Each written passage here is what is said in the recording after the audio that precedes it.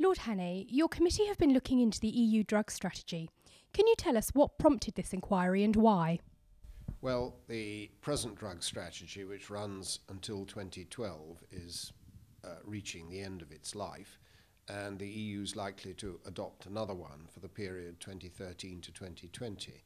And so we thought that this was an ideal moment to look into how successful the previous strategies had been, and above all, into what the EU should be doing in terms of drug strategy for that period ahead, and to do so at a time when it could influence people's thinking in the other member states and in the Commission, who will of course be responsible for negotiating the new strategy. What has the EU achieved so far in drugs policy, and what should it be trying to achieve in 2013 to 2020?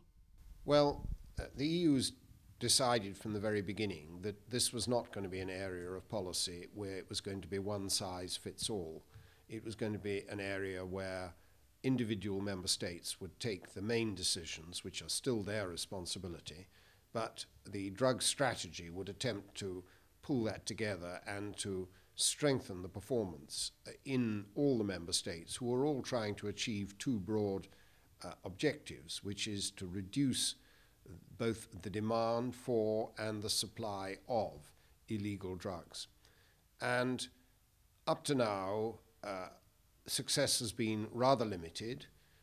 It is true that there is not an increase of supply or demand going on, but it is not true, unfortunately, that either supply or demand have dropped. So it remains a pretty big problem in every European country and, of course, more widely around the world.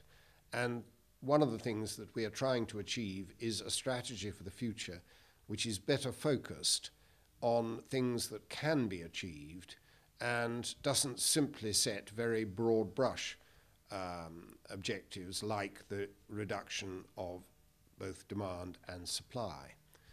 So we're trying to argue for better, more comparable statistics, for more EU money for the diversification of agriculture in the countries where the drugs are produced, much more work in the EU on the health side of the drug problem. Harm reduction really has become a much more hopeful way of dealing with drug addicts than simply criminal prosecutions. And so we've tried to strengthen the effort. We've urged the strengthening of the effort across all these fronts. And we've suggested, too, that before a new strategy is developed, something needs to be done at the EU level to improve the quality and the nature of the public debate. We've been very struck while taking the evidence for this inquiry by the poverty and the paucity of discussion of the drug issues. They're always discussed in very black and white terms, often in terms that take very little account of the evidence that is available of what works and what doesn't work. And we would like to see that debate widened and participated in at every level, at the European Parliament level, at the European governmental level, and amongst the many non-governmental organizations who are working away at city and regional level to deal with drug problems, and who have a lot of experience and peer group experience to transfer to each other. What other major findings do the committee have?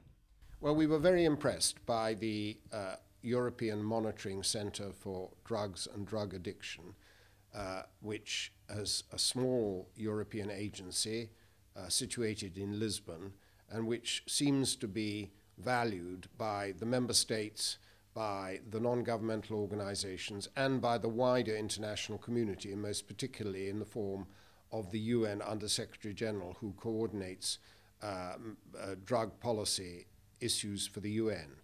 All of them spoke highly of this institution, and we visited it ourselves and were very impressed by the officials there. There aren't that many of them, just 100 working across the whole field, but they seem to be providing a lot of valuable material for the member states, but also for the wider world. So we've urged that the resources for this agency should under no circumstances be cut, and that it should be encouraged to work more effectively in the future, partly by the member states providing statistics for their studies which are more comparable than they are at the moment. At the moment, you have 27 member states and almost as many different kinds of statistical bases for their analysis of the drugs problem, and it makes it very difficult, therefore, to draw wider conclusions. But the one thing we did not propose, and the Commission is not proposing, and no member state is proposing,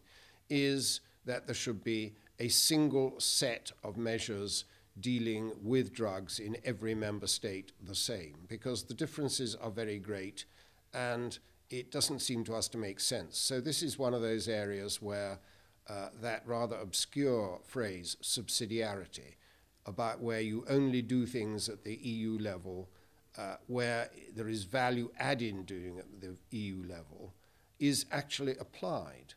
Many people say, oh, subsidiarity is just a fine phrase which nobody ever applies. But the European Union is applying it in the drugs area, and we think they should continue doing so, at the same time strengthening the work that they do together.